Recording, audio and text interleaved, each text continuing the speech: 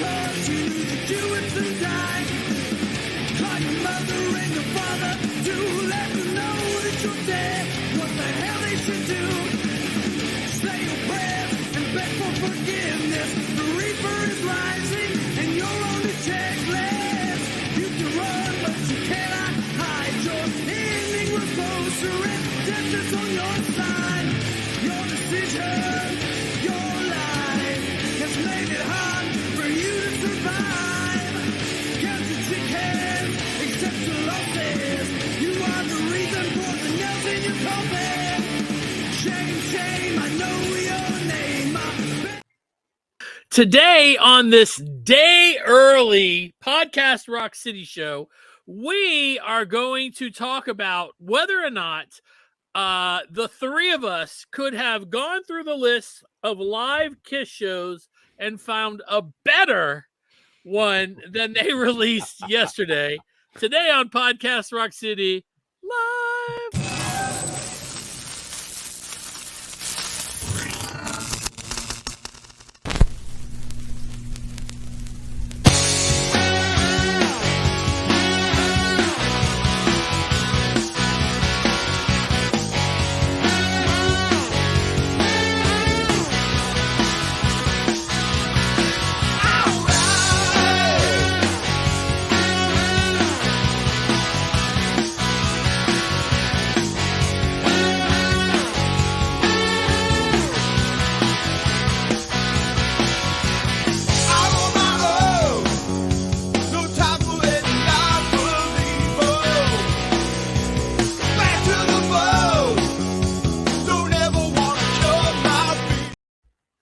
What's up, everybody? Joe here from Podcast Rock City. And with me this week is Sonny Hollywood Pooney.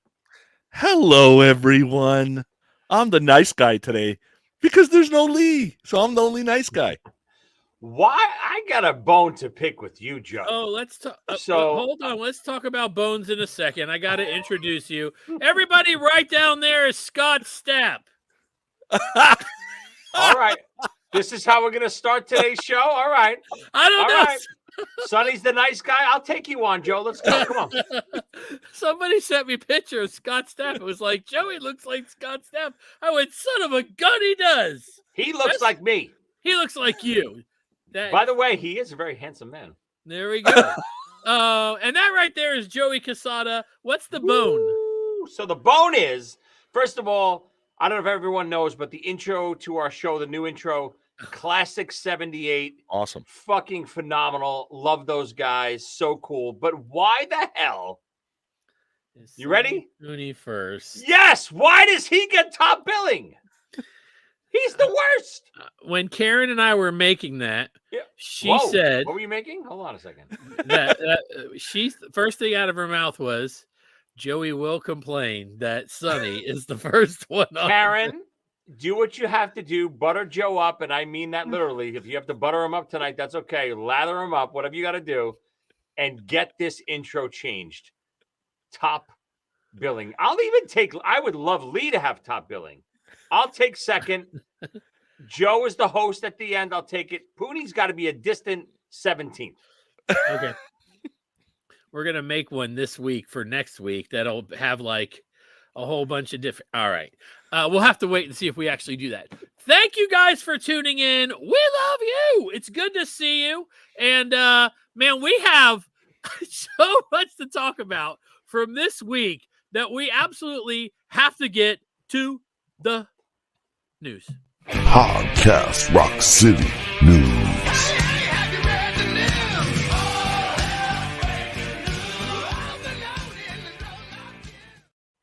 So the news this week, did anything really happen? I'm kidding. So first let's start off at the bottom. Spinning Gold, is that what the movie's called? Spinning Gold? Yeah. It came out. There was a thing. Three Sides of the Coin did an interview with I guess the people that wrote it. So it was Joyce and like Neil Bogart's grandson. Son, I thought. Was it grandson? I I didn't see the interview yet, but I think it's the son. Yeah. So there was another podcast that put out a thing that said, if you don't watch this interview, then you might as well turn in your Kiss Army card. So I didn't watch it out of spite. No, and- but I didn't watch it yet either, but that sounds like it's a great interview. You're talking about she's Kiss's old manager, whether we like it or not. Her and Neil and Bill and all of them, they started all of this. So if anyone has insight on early Kiss, it's Joyce. Yeah, absolutely. So Karen and I are going to go see it tomorrow. I screwed up and went and saw that stupid Mario movie, and 2 out of 10 from me. There we go. Anyway. And so Spinning Gold, Karen was like, I really want to see it with you. So we're going to go tomorrow. And during the week, I'll do a review for you guys. I have not heard bad things about Spinning Gold. I've actually heard that there are a few surprises, like Joyce had a bigger role in getting Kiss signed. Yeah. To the victors go the spoils. Whoever writes, the people write the book, write the movie the way they remember it, right? So I don't know what's real, what's not. But, I mean, I wouldn't be surprised. Would anybody else? No, I think she was integral early on in Kiss's career. I think, again, people forget her. People forget Sean Delaney a lot, too, I think. And Right. those are I think it was a team effort. I don't think it was Paul and Gene, Peter and Ace. I don't think it was Neil. I don't think it was Bill. I think it was all of them together. All of them had this vision, and they all pulled their whatever weight they were carrying to get this off the ground. Yeah, I mean, think about it. Anytime that you've been in a creative situation, whether you're a creative problem solver or a creative artist, man, when that door unlocks, like ideas just flood. And if you're in the room with a bunch of people, I can imagine the ideas are bouncing all over the place, especially when some of the ideas start working. Can you imagine the creativity that's coming from these people in 76, 77 when everything seems to be working? Yeah. Now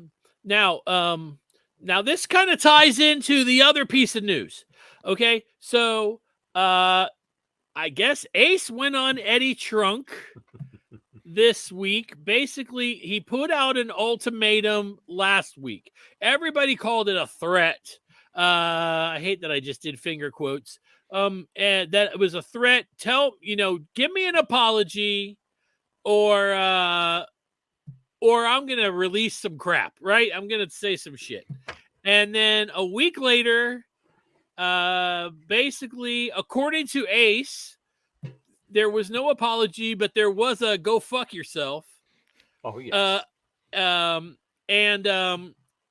Apparently, I believe what he said was there was a phone call. It said Paul S. on the phone. He answered it, and then it was basically go fuck yourself. I'm not apologizing. So we talked about this at length on Wednesday. So go back and look. Thousands of you have watched this video already, but Joey was not there. Now, a lot of people, I don't know what Joey knows, probably nothing, because this is probably not discussed while he's tracking drums. However, I thought you were going to say he just doesn't know anything. Whoa. Period. Yeah, I didn't say that. Just remember, it was the guy who gets top billing on the show. Karen, fix it, baby. This is what she said. She says, I have all control. Exactly right. Okay, so Joey, did you get a chance to listen to the interview? I didn't hear a lot of the second interview yet. I heard some of it. I heard the whole first interview. And I just quickly my take on it, because I haven't been on with you guys, obviously. Listen, I hate the mudslinging, but we all went through this already in the 80s, right? The mudslinging in the 80s was nonstop, especially always on the Gene and Paul side, mostly, right? Gene and Paul always badmouth Peter and Ace, and it's happening again. And listen, I hate to say it. I know so many of these personalities in my life, growing up in the music business, growing up in the entertainment business. Paul has this personality where he's so insecure. Anytime he can knock someone else to make himself feel better, that's what he does. And listen, I'm not saying it's ill, it's not warranted, whatever it is. All I'm saying is that's Paul's personality. So when Paul goes on Howard Stern and says, yeah, we would have sounded, you could have called us piss instead of kiss. It's a dig because he knows he doesn't sound good right now. So he wants to make sure he digs and knocks down someone else to make sure he feels better, where he knows it's a lie. You know as well as I do, Peter and Ace get up there, they play 2 songs, it would sound great. Did anyone think the reunion tour was going to sound good? No, because in the eyes of the public, Gene and Paul bashed Peter and Ace for so many years. They can't play, they're drug addicts, they stink, they can't do anything. When the reunion happened, everyone was like, oh my God, this is phenomenal.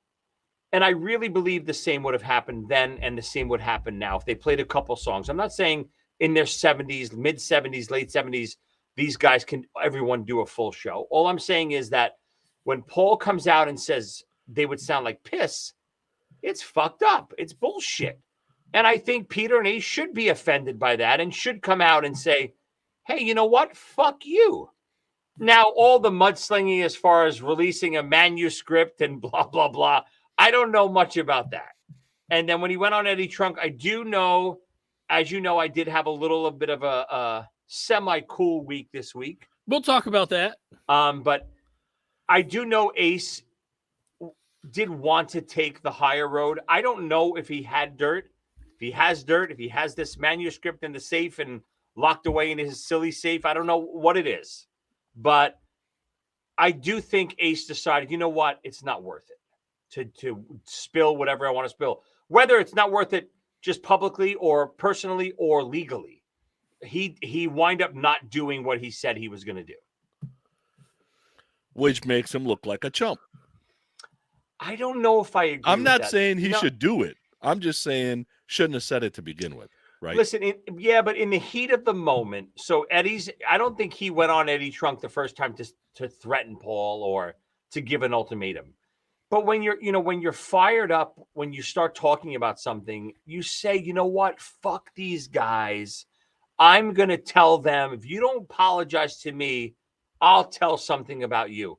And to me, in a weird way, and I know I'm probably defending Ace, and I'm not drinking the blue Kool-Aid and blah, blah, blah, what everyone thinks. But I'm defending Ace in a way, just by him saying that he has dirt, didn't it make us all think, wow, I wonder what dirt he could have, whether he has it or not. Didn't we all kind of go in our memory banks and say, you know what? Maybe he does have dirt on Gene giving pay money to hush girls. And maybe he does have Paul dirt on whether he did this and did that. Who knows what he has? Yeah, I don't think, my personal opinion, he didn't have shit. That Because is the homie first thinks time he I've got it. ever sneezed on the show. I want to point that 400 plus. I'm so sorry. Excuse me. No worries. Personal opinion, I don't think he has shit.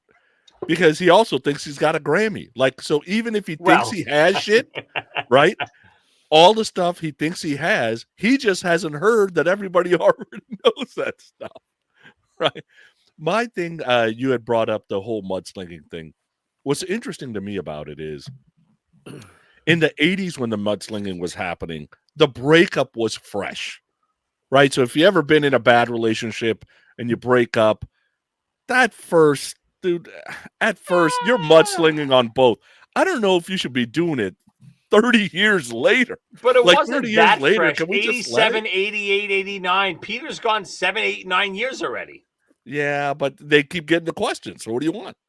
But same thing as now. They're mudslinging now, just the Yeah, same that's reason. just I dumb. just think, I don't think the mudslinging happens unless people bring up, hey, why didn't Peter and Ace play at the Rock and Roll Hall of Fame? Hey, why don't you guys having them on the farewell end of the road tour?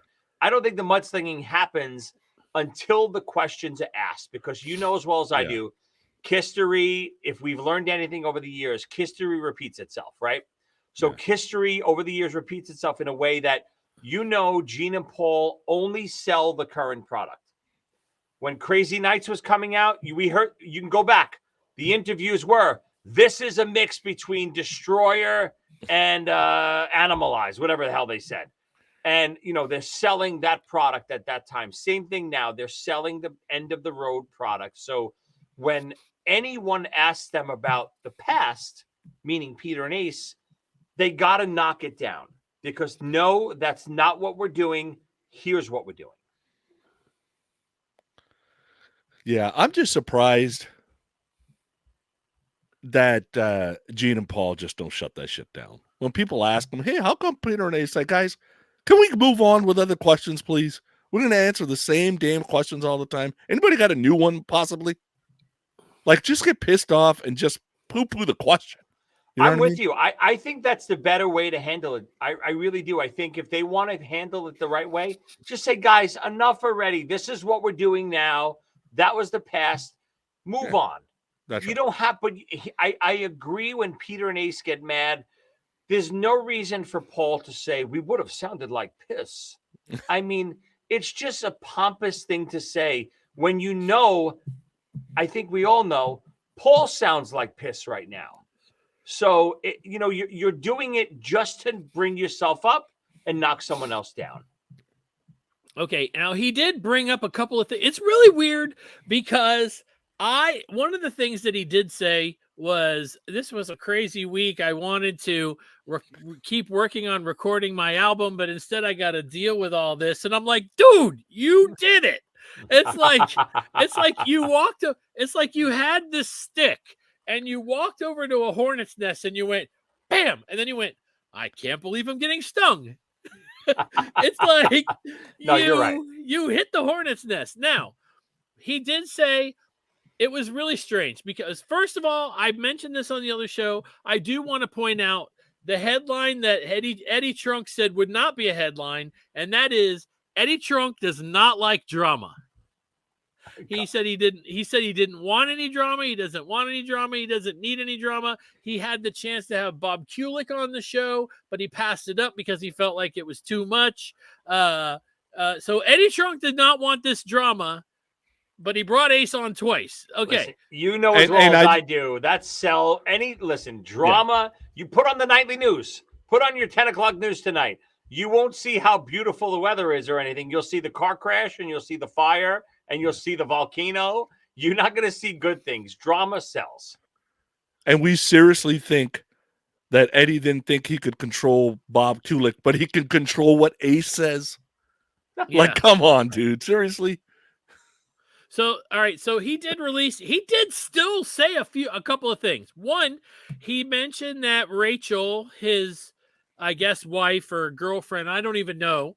I hear mixed things. Got a non-disclosure agreement. And then besides that, he said that he's brought up Neil Bogart, whipping out a huge bag of Coke and them doing a couple rails, and while Gene sat there and he almost kind of like made fun of Gene for not doing it. That's what I gathered from it. It was almost like he was like looking goofy or something like that. And I'm like, because he didn't have his nose buried in shit. It's like, it was very strange. And then, so that was dirt, man. That's dirt right there. That's not Kiss dirt, but it's still dirt. I don't know what's real, what he remembers. He said that Neil Bogart loved him and that Paul hated him. I'm not misquoting that, right, Sonny? That Neil Bogart loved Ace and Paul hated Neil. Yeah, I think that's what he said, but I think what he meant by most likely what he meant by it was Paul and Gene were irritated that Neil was probably partying with Ace and possibly Peter, and that's irritating, right? Because those guys are trying to sit there and get work done, and homie's sitting there, partying, looking at Gene saying you're not going to get involved or whatever. That's all this dirt shit. The other problem with dirt is basically you're just going to sling a bunch of shit you can't prove. Okay, Rachel Gordon, first of all, is she your wife or not? Because he said both of those things too. He said, I'm not married, I don't owe her shit. And then he keeps bringing it up as the wife. So were they married or were they not? And then it's, well, she got an NDA. And so what? You don't know anything that's in the NDA and what it's about. I do want to make sure that I say hello to everybody. It's a Saturday show. I know we're not normally doing this, man. We're getting a lot of messages from Australia. Thank you guys. How y'all doing? Good morning. I think it's morning there. Good morning. Where did y'all come from? All of a sudden, Georgia came out of them. Like, what the hell? Did I say y'all? Yeah, Hi, you y'all. said y'all. Just remember that the word red and the word blue have 2 syllables in Georgia. Red and blue. Anyway, and Sonny, if the right blonde says it. Oh yeah. He does not complain. I always think he's George. I always think Joe's in Alabama. I don't know why. You need to stop with that.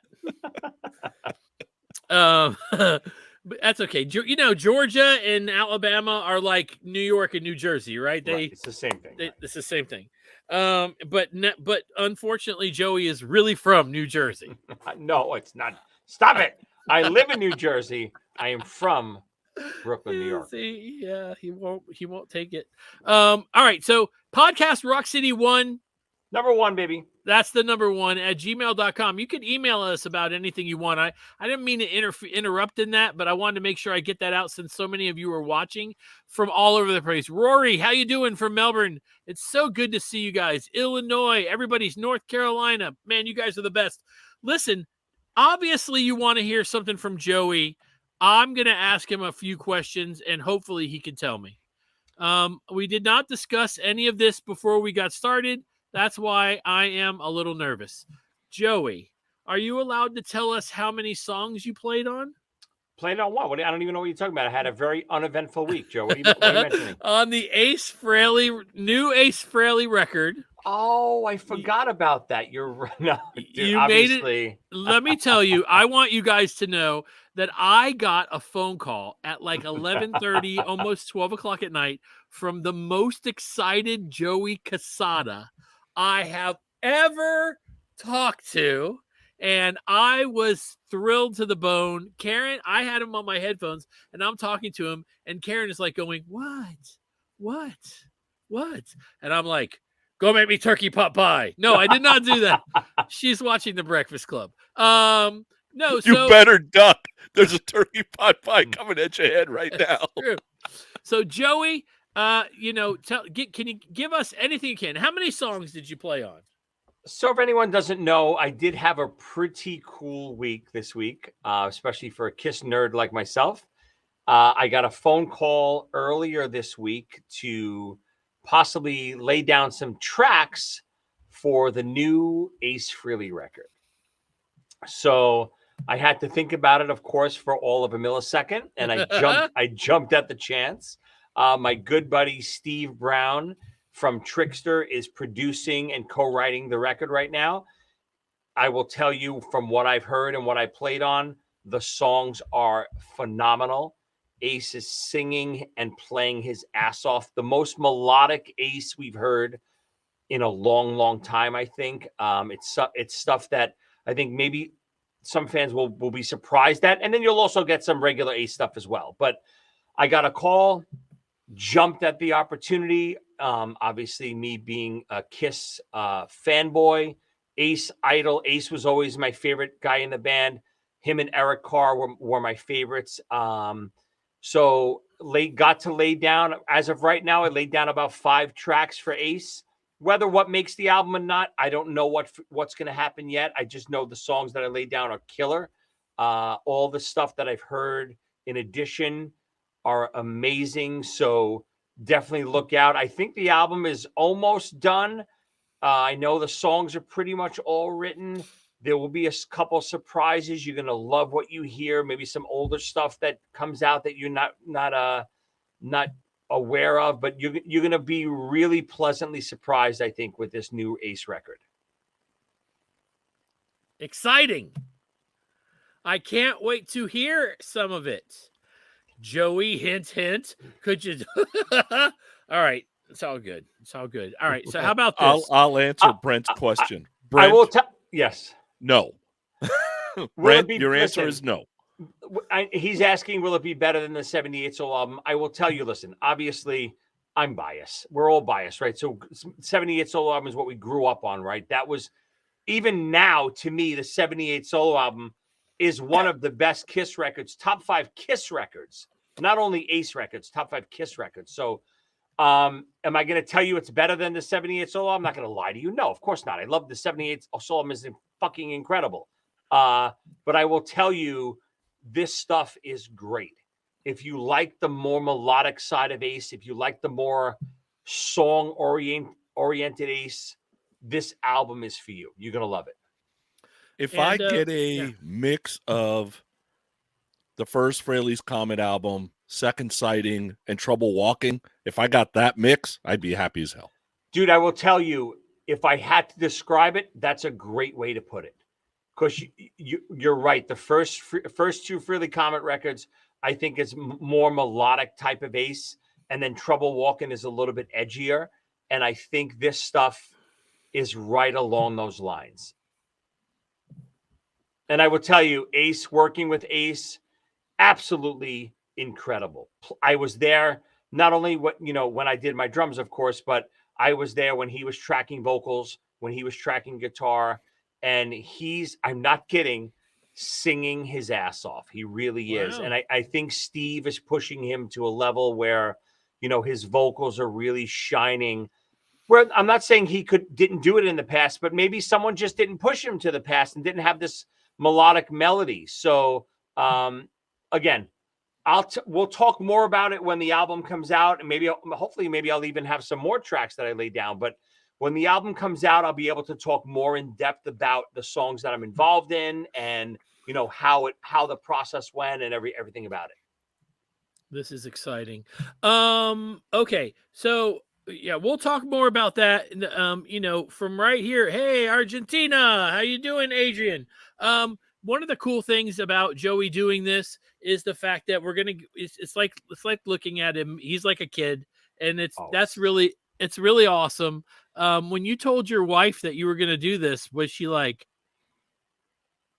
My wife is funny because she's not us, right? So she's like, "Oh, I told her a couple days before, because I really only had a couple days heads up. I literally got the tracks a couple days before. I was literally getting tracks 11:45 p.m. the night before. I was still getting emails from Steve. Hey, we're gonna lay this one down too. And I'm telling my wife, and she's like, and the morning that I'm leaving, I'm fucking sweating, I'm panicking. If you ever told 5-year-old Joey Casada, hey, one day you're gonna be recording with Ace Frehley, I would have shit my pants. And the morning of, I'm leaving to all my drums are packed up. I'm leaving to go to the recording studio. I'm like, all right, honey, I'm leaving. She goes, okay, have fun, have a good time. And then later that day, my wife is so detached from all this. I'm recapping the day with her, telling her all the Ace stories and telling her, how excited I am. She's like, it's so funny, until I just talked to you. You told me you were going to record with Ace, but for some reason, what's that other guy's name? That guy Peter was always in my brain. It's like, what? So Joey, a question on the tracks. Since we're not talking about Rush and some of these guys, I'm assuming you're not getting musical theory shit written out for you. Is this drum machine clicks that are just for the demo, or did Steve, kind of lightly put something together so they get the other stuff recorded? Or a little of both. Okay. Some tracks would have like little drum machine ideas. Some tracks would have just click tracks and say, okay, what's your idea for this? And a little bit of everything. So, and that's really it's not just unique to this. It's commonplace in recording. I'll get demos all the time to do recordings too. Some will have light drum beats too. And some will, say, hey, we love this feel, but spice it up. And then some will say, well, we kind of don't like this feel. What do you think? What would you do on this? And some might just have a click track to say, write your own rhythm. So it's always different. Well, that's awesome. And we're excited about this. It's going to be something that we get to talk about in the next few months. You'll get to see how excited Joey's getting. I do want to point out that to me, the greatest tidbit that I learned is that Joey is literally using his daughter's drum kit for the record. This is amazing. That's actually true. So if you see any of my social media posts, you see the kit that I used to do the tracking for this record, and it's an old ZO2 kit that I use. But over the years, I have a lot of drum kits. So I've systematically given kits to my kids, because both kids play drums now. My daughter's 13, my son is 8. They both play drums. My daughter's drums are now my Ludwig Champagne Sparkle kit, and my son's drums are my Ludwig Red Sparkle kit. So that's their drum sets, even though we all share them, we're a family, but that's technically their drum sets. So when I got the call to do these tracks, it just so happens that the Champagne Sparkle have it's a 24-inch bass drum. It's a deeper tom. It's something a little bit bigger sounding, these tracks. And when I told my daughter I was taking them to do the tracks, she wasn't very happy. I know. That's such a great story. All right. So lots coming with that. Make sure you tell your friends. One more news thing that I can think of, and then I'll ask everybody else.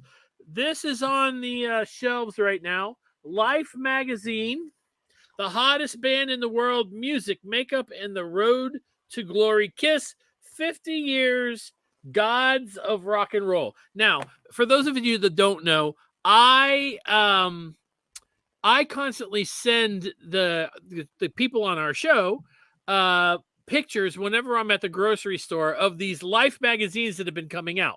So there's been Aerosmith, there's been Fleetwood Mac, there's been quite a few, 50 years of them, and I'm like, what the hell? And then now there is a Kiss one. So if you haven't seen it yet, I recommend it. I'll tell you, there is a Why are really they cool, using a 25-year-old picture at the front?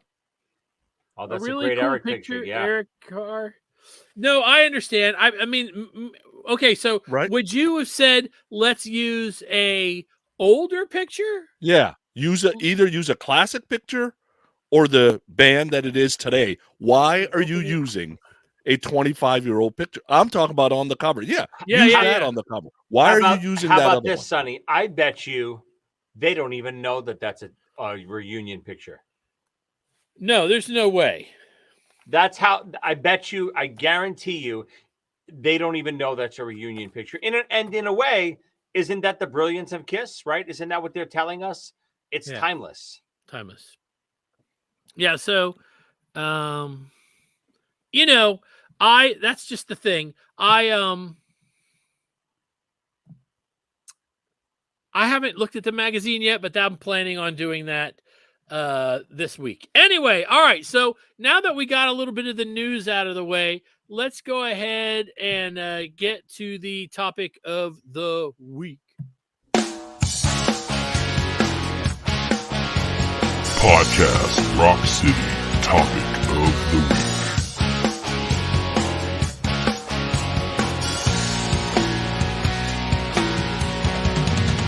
I was sent on a mission.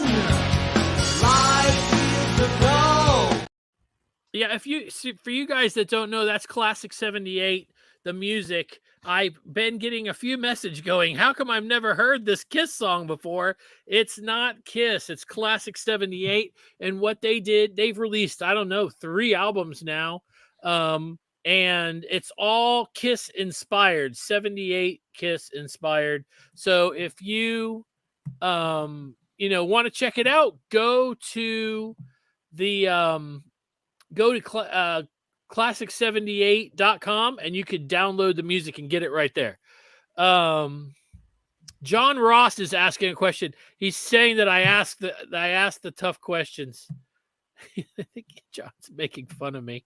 What about Dubai? I don't know, dude. We've covered that fucking until the fucking chickens come home. You're never getting Dubai. That's the answer. You're never getting it. I'm done talking about it. I know that that my birthday present from the year 2019 is fucking gone. I'm not getting shit. Sorry to disappoint you. There's a better chance of Sonny Pooney kissing a real girl than you getting Dubai. Just damn. Nice.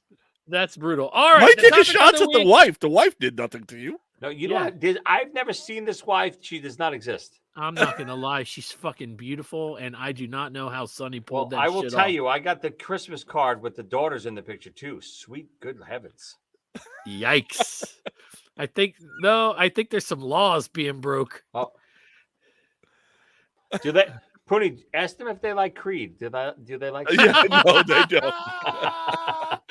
All right, so Kiss released Off the Soundboard. Which one is this? Fifth one? I think it's the don't know. fifth one. And my review is it's a piece of shit. Good night, everybody. I'm gonna slap you in the head. Listen. You want to get into it? Go ahead. I'll wait for my turn. Go ahead, Joe. Okay, I'll go ahead and say this. I do understand that it is a piece of history or history that we've all wanted.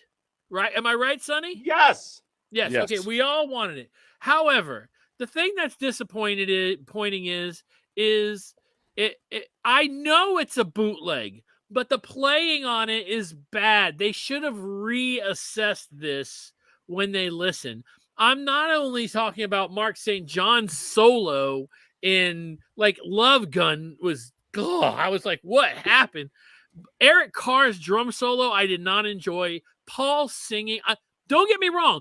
Every band has bad nights. There's no such thing as a band that goes out there and somebody's going to go, well, Rush. And I'll be like, no. Every band, people have bad nights, and that's what happened. I understand why this had to come out. It was for the real fan. The average tire kicker does not know who the fuck, Mark St. John is. And I get that.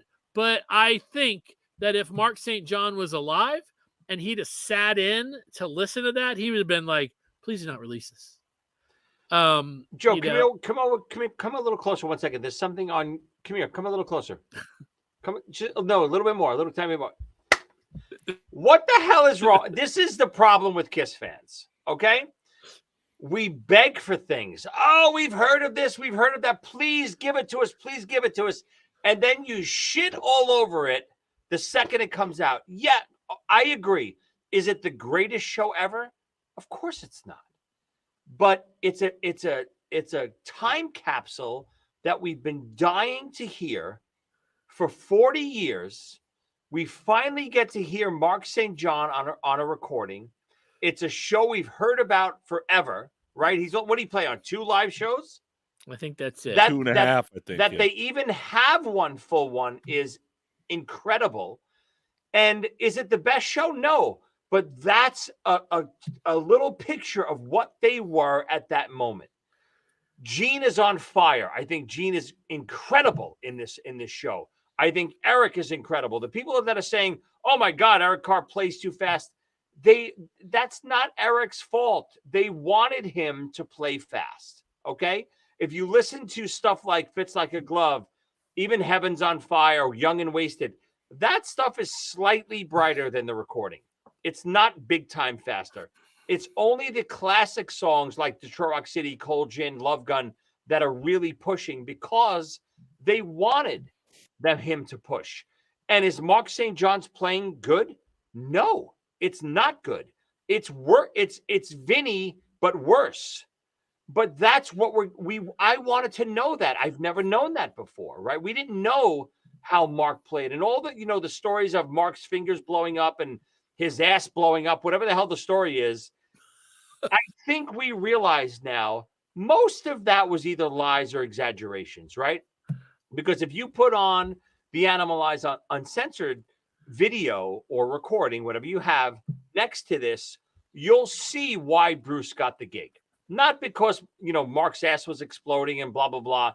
It's because Bruce was far superior because he did all the tasteful ace licks, but he also did all the great, Eddie Van Halen type of shredding solos that Kiss wanted.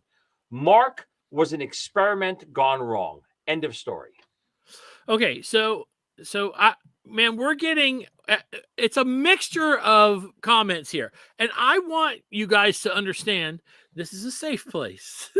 You can tell us how you feel. I'm fine with that. John Ross says he disagrees. He thought that Mark St. John's playing was absolutely blazing.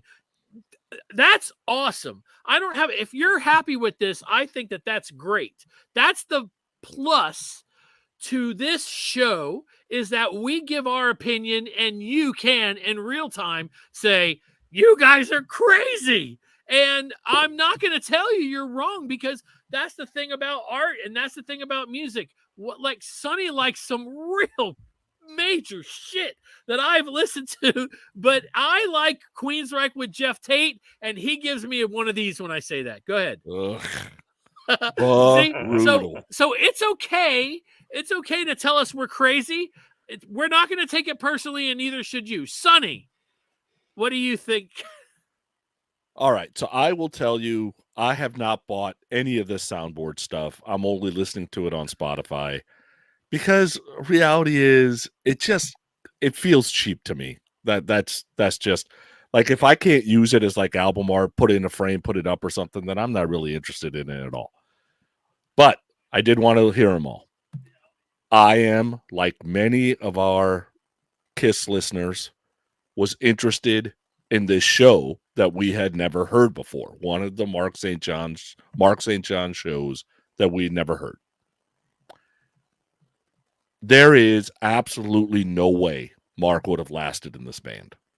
The playing is brutal. Love Gun, you know what? When I hear other people play Ace stuff, or they kind of do their own interpretive dance when it's time for them to guitar solo instead of doing Ace's stuff. When Bruce is doing it and some of these other guys are doing it, even in some of the tribute bands, it's fine. But when you're not even, like, there's certain parts of the solo you have to keep the same. Like, you can't just play whatever note out of key, out of tune. I don't know what the hell he was doing. It surprises me that he was a guitar teacher, to be honest with you, because after listening to this, I think he picked up the guitar about 4 days before he played it. Yeah, right? It's bad. Yeah, I'm going to say that I'm wondering if his hand was really giving him a lot of shit. But this is just my opinion. I'm sure he was as good as everybody always said he was. Yeah. Just like, it was surprising to hear it the way it was. That, for me, it was. Don't get me wrong.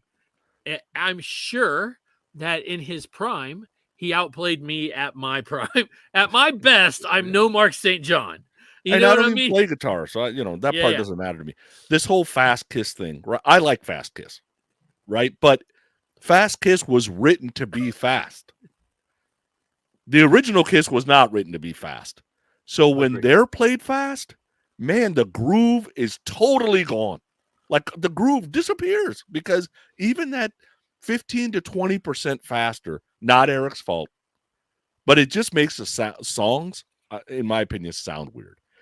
I think Gene sounds great.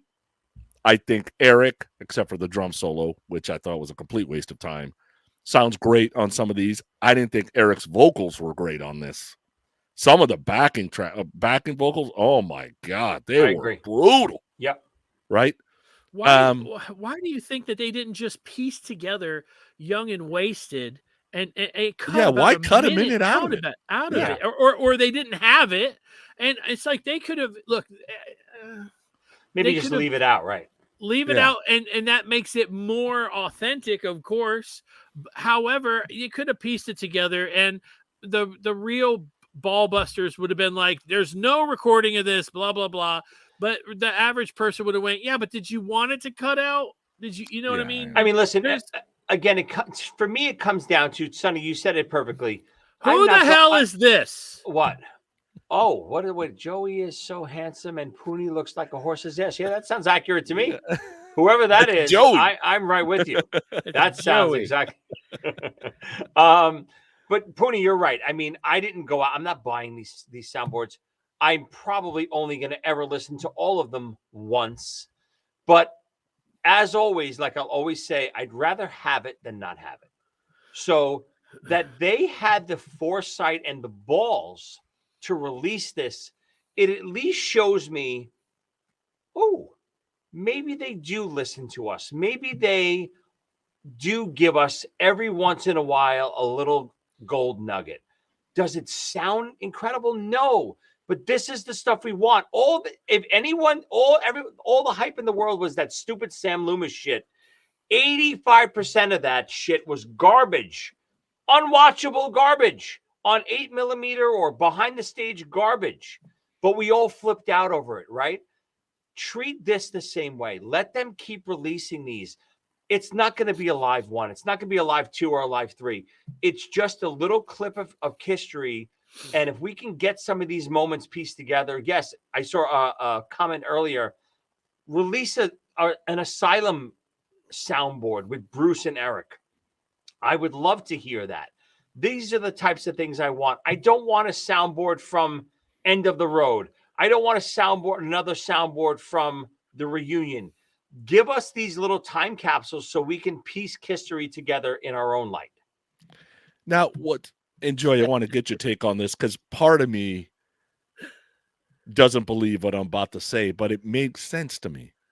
So we have this sensitive lead singer.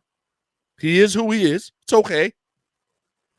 Is he really in charge of releasing this shit? No way. There's no way. He No way. can't have a hand in this right now. So is Universal doing this shit on their own? I will tell you, you're right. I'm very surprised that him of all people are letting I'm assuming he, at the end of the day, he does have some kind of control of what gets released and what doesn't get released. But maybe, again, in his brain, he hears himself back then. It's still light years better than he is right now. So he's like, oh my God, I was good back then. Holy shit. He's not listening. He's not like you and I where he's listening to every song, every note before he gives it the okay. He probably gives it a 45-second, 5-minute listen tops and goes, yep, that sounds good. Put that out for the fans. Well, Rory Erickson here has a good point. Sam Loomis stuff was free. Who'd pay for this quality or listen to it even twice? I paid for it, but again, like Poonie and I said, I'm on Spotify. I have Spotify. I've listened to every one of these on Spotify. That's how I will digest this. I will never pay for this. You're right. Now, of course, everybody has ideas of what would be good. Palladium off the soundboard. Remote viewer 1006 says Palladium. That's the one that everybody would like to have. Oh, of course. Of course, yeah. So for those who have listened, I did a little bit of research, okay? Sometimes it sounds like there's nobody in the crowd. There was 3,020 people at the show. Okay? And all this shit about it's hot in here, get everybody a drink. It's hot. It's so fucking hot. It was November 28th. It was 64 high, 34 low. I don't understand why it's hot in this arena. I'm lost. And Paul must have said it 10 times. I think Paul was like running out of shit to say. I don't know. Isn't it really funny that, listen, I'm not saying I like or dislike this Paul, but Paul is a completely different person. Oh, yeah. Fuck this. Fuck that. Oh, fuck my this. God. Yeah. That's the thing. Somebody mentioned, I'm sorry, I posted earlier, but somebody mentioned I forgot how much Paul cussed, on these shows until this was, listened to. Now, but I will tell you, it's not that it's refreshing that he's cursing, but it is refreshing. Last week on my podcast, Top 5 with Joey Casada, I did an episode, Top 5 worst kiss moments of all time. And I really believe the worst moment of all time is the new Paul Stanley. Just the whole attitude he has. And he came out with this one statement. I don't have the exact statement in front of me, but he said something like, never shoot too far into the sky because you'll fall short. Always, curb your dreams in with reality, something like that. And it's the exact opposite of what Paul preached his whole life. Rambo. Paul his whole life, and it's what I grew up on. It's what drives me today was never let anyone tell you can't do it. Never let anyone say, you're not gonna make your dreams come true. Never let anyone say, it's too hard to reach that goal. keep doing it and prove them wrong. So that's the stuff that bothered me. So to hear Paul back then, even though he's cursing, he sounds like a crazy man. It's refreshing compared to this neutered Paul we have today. Right. Rory Erickson says something I wanted to bring up. It says, Sydney 1980 soundboard would be great. Let me tell you, I found that record. I bought that record. I brought it home. It's a bootleg, obviously, of Sydney. I put it on. I got my coffee. I dropped the needle. I was so excited. And that's when I realized that it was a damn recording of the VHS. And the VHS would go, Yep. you know, I was so mad. Now, I only paid like $10 for it. So it's just for the cover is cool, you know, but damn, I do have a good bootleg of that, but I would like that on vinyl. Sydney 80 is one of the best shows. I absolutely love that show, especially some of the Unmasked they play.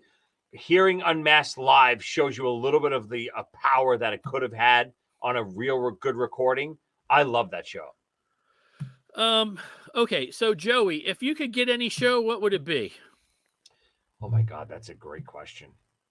I will tell you, as much as I'm an Eric Carr fan as I am, one of the best shows that I've ever been to in my life, maybe the best, because it was such an intimate setting. And there's a bootleg of this on YouTube. Kiss, during the Club Revenge tour, they played Lemoore in Brooklyn, and I was at that show, first row, absolutely dripping sweat, literally I have it. literally stepping over people that were fainting to get to the front row. They're absolutely on fire that night. And you can go look it up, type in Brooklyn Rock City on YouTube. They sound incredible. That show blows away the production of Alive 3 any day. I do want to make sure you guys understand that we're not saying don't release more of these, and we're not saying that we've hated every one of them. That's not it. I've liked most of them. Sonny, I'm not sure. Joey, I'm not sure. I've liked most of them. I understand, but this was a little too much for me. That's what I'm saying. The only one that's weird for me, Joe, is the Virginia Beach Rock the Nation one. Yeah. Because I was on that show. You know, I opened for Kiss on that tour. And I have the God, what was it called? Jesus Christ. It was the CDs that they gave out the same thing, right? Instant Live. I have the Instant Live from that night. And it's infinitely better than what they released on the soundboard recording. So I don't know if they took the Instant Live and thought they were remastering it and made it sound worse. But whatever that Instant Live is way better than the soundboard recording that they released. I'm not sure why they did that and not just the Instant Live. It's probably a legal issue with the Instant Live company, but maybe, yeah. That night they didn't sound as bad as they sound on the Off the Soundboard recording. That's the other thing I don't understand about the soundboard thing. So if the recording is off the soundboard, you would think that the mix is perfect. Why is the mix not perfect? That's not true, Sonny. So again, soundboard mixes are notoriously bad.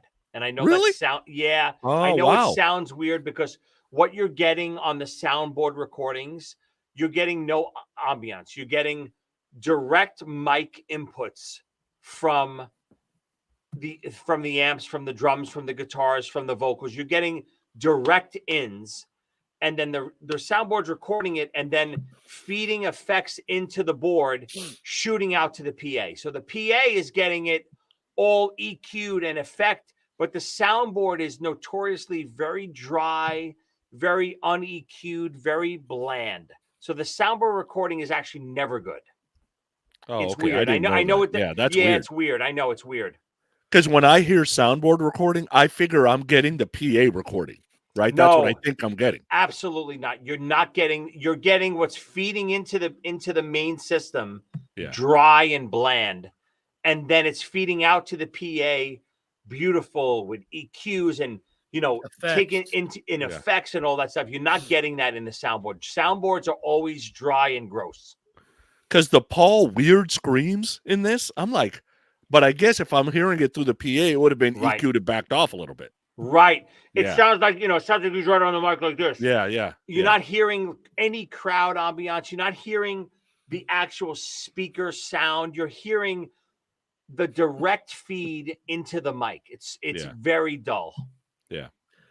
So Sonny, I asked Joey, is there a show that you would like to hear? I'm at a point now where most of the classic shows that we want to hear, we've either heard bootlegs or we've heard them. So I think I'm with Joey. I would want shows before. I would want Revenge or older, and I would want shows that I went to. So now you're talking 86 to 91, and I was in the house.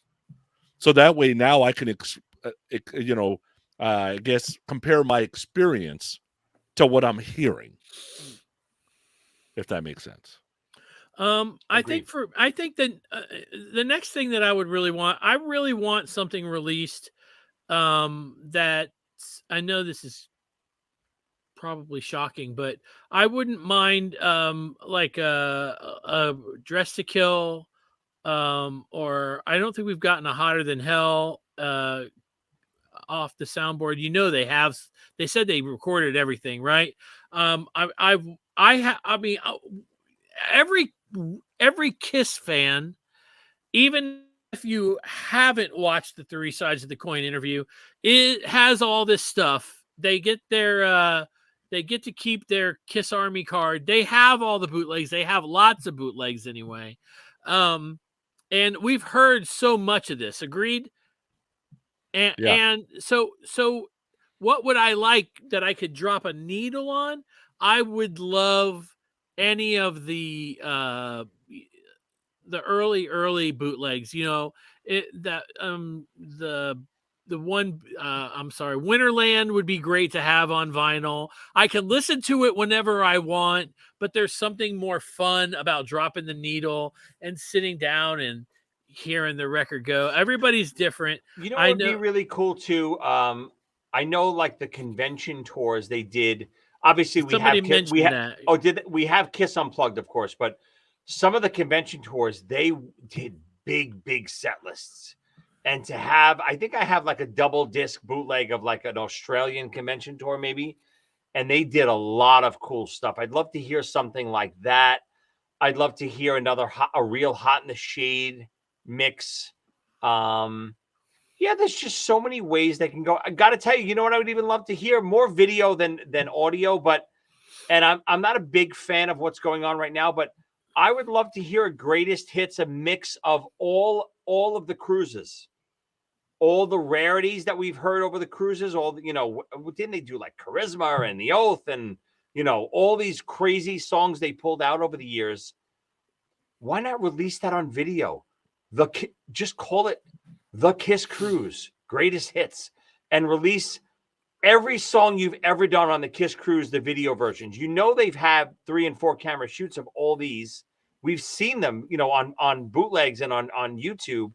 I would love to see something like that. Any of this older stuff, did Kiss lose anything on the Universal fires? Remember the fires? That's a great question. I don't know. Right? Was that shit put there somewhere? I don't know if it was ever reported. You're right. Who knows? Who knows if Universal had that stuff or Kiss? Who knows? I don't know.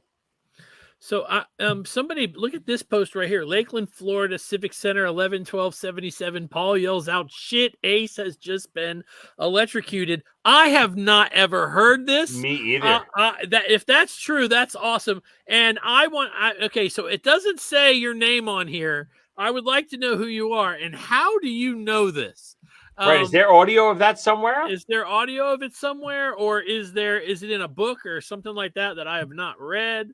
Let's see. Do you think Paul's 5-second call to Ace will get released?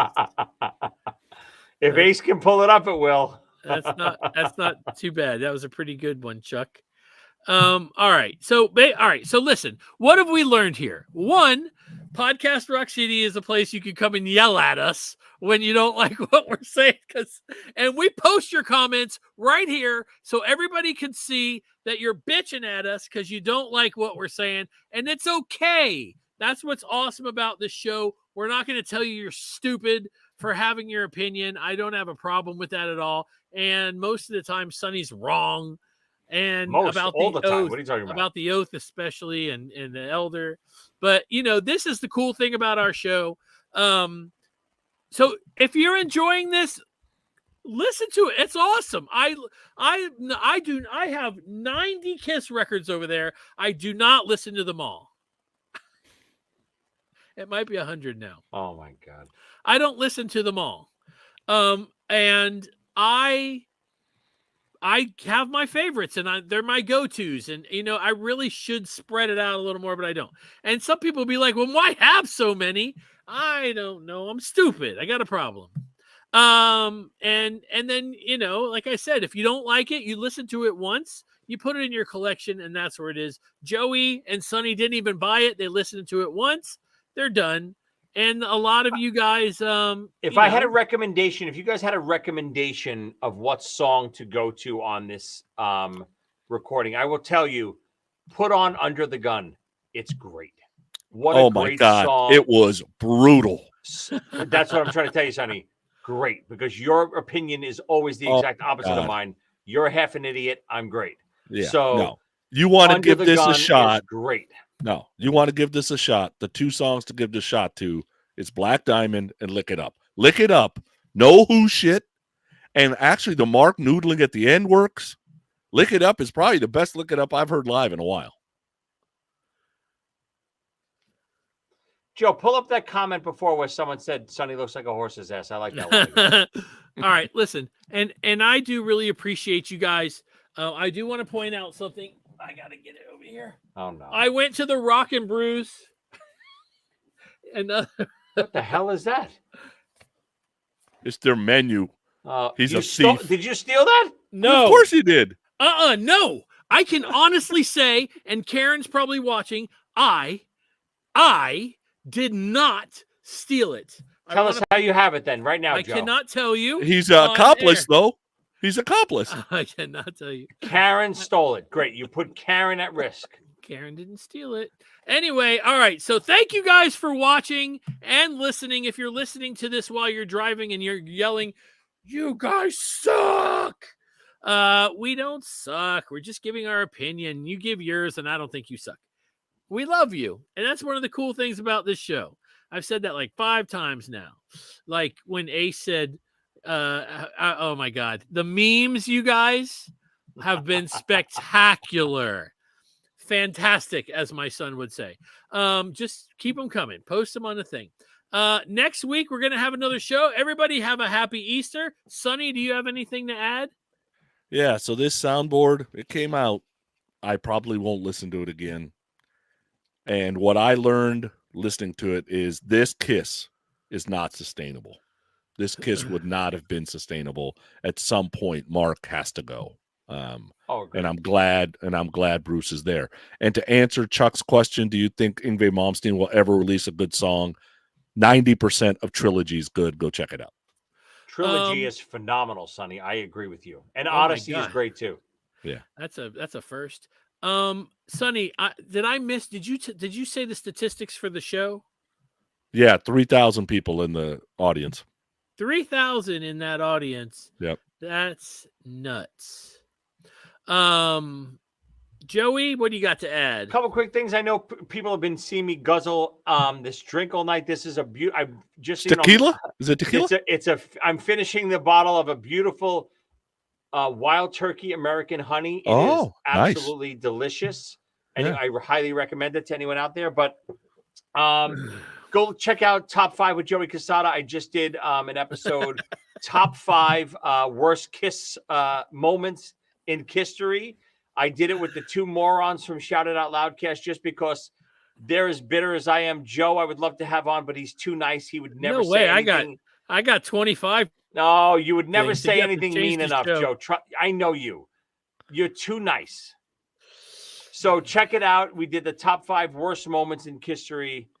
it's a good episode. I'm curious to see what everyone else's thoughts are on what would your top 5 moments be. Sonny, just curious, and Joe too. What would your honestly worst moment in history be?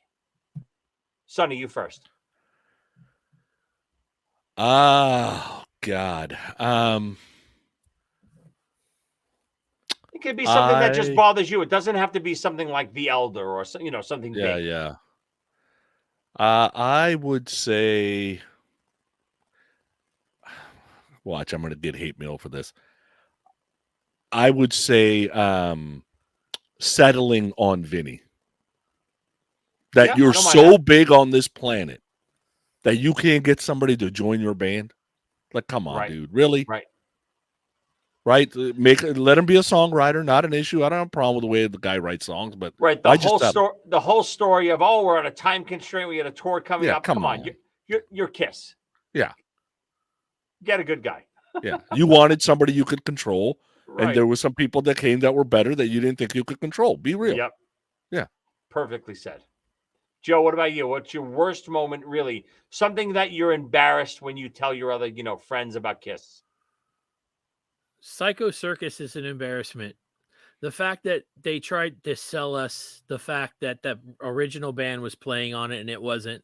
I can't even listen to it knowing that that's not. I knew when I was listening to it that it wasn't Peter. But it's an embarrassment. The fact that they did that is ridiculous and more shysting than even, the whole Creatures of the Night, Ace not on the record, but on the record kind of thing. That bothers me to this day.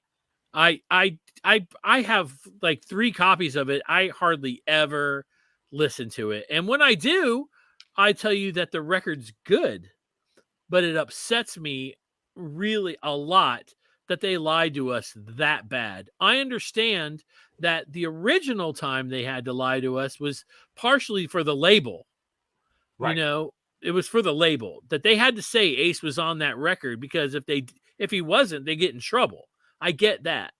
But this, Peter could have played on it. Ace could have played on it. It could have just been a Kiss record. And I don't know if you listened to my episode or not, but that's on my list. 100% right, Joe. I think they dropped the ball on that so hard that they wanted to do this modern sounding record with studio musicians, and they just came off the most successful tour they've ever done, end of the year. How do you not try to recreate, Dress to Kill in the studio, Rock and Roll Over in the studio? What they did was a complete travesty. And even if you can't get along, you all got to be in the studio together. Who cares? Getting along in the studio is the biggest farce in the world. You never have to see each other. Stop it. And the idea that Peter couldn't play on the record is absolute garbage. Go watch the reunion tour. He's playing his ass off. He's playing great. Peter sounds totally fine on Into the Void. Is it the same drumming as Psycho Circus and Journey in 1,000 Years? No, but it's Peter. We don't want spectacular whatever drumming you think is. We want the magic the 4 of you can create. Right. And even if you did some overdubs with drumming, I mean, they did it to Eric. Of course. Right? So you could do overdubbing and fix whatever you want to fix.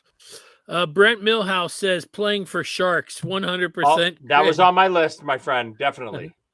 John Ross. He's been very vocal this show. I'd like to know. Okay. So go and listen to that show, and you'll hear Joey and 2 guys that don't fucking matter. It's true. They really don't matter. I do love them, though. They're so nice to me. And I do love those guys. No, they're idiots, Joe. And even worse, they're from Boston. The crazy thing is that when you had me on a show with them, and you thought that we would all get into each other's faces, and none of us did. Nobody. I don't know if anyone knows that, but about a year ago, I did a podcast with all the main guys from all the Kiss podcasts. We had Joe on. We had Cicchini from 3 Sides. We had the guys from Shout It Out Loudcast, Pot of Thunder, everyone on. I figured, I'm going to put these guys in the same podcast, let it go, and explosions were going to happen. They were so civil to each other. It was disgusting. We all know each other, though. No, I wanted you guys to bite each other's heads off. No. I'm going to bite the head off of that guy that told me that if I don't watch the fucking Three Sides thing, that I have to lose my damn kiss. That's like, if you don't vote for me, blah, blah, blah. It's like, what? Just because I don't watch the interview? Give me a fucking break. One more thing before closing. Karen, Yes. just one more time. Fix this intro before next week. Get it done. She'll get it done for you. Thank you guys. Listen to Joey's new show. Always make sure that you listen to Sonny's show. And anytime you hear some guy come on and talks like this, just mute and then come back. It's all good. And I wonder if people think I'm this big of a dick. Like, Joe's a dick. I know one person does because he emails me all the time and lets me know. Wait, But- I want to know who this is. I like this guy. I don't want to talk about it. Anyway, tell me off air. I think that I'm a nice person and I'm friendly and loving, and I would hug you. All right, so that's it. That's the end of the show. Goodbye. You know what I'm gonna say. You know what I'm gonna say. We love Kiss. These guys, and we love Kiss podcasts. Most of them anyway. And you're gonna hear the commercials for all the ones that we love right after this. In 3, 2, 1. Peace.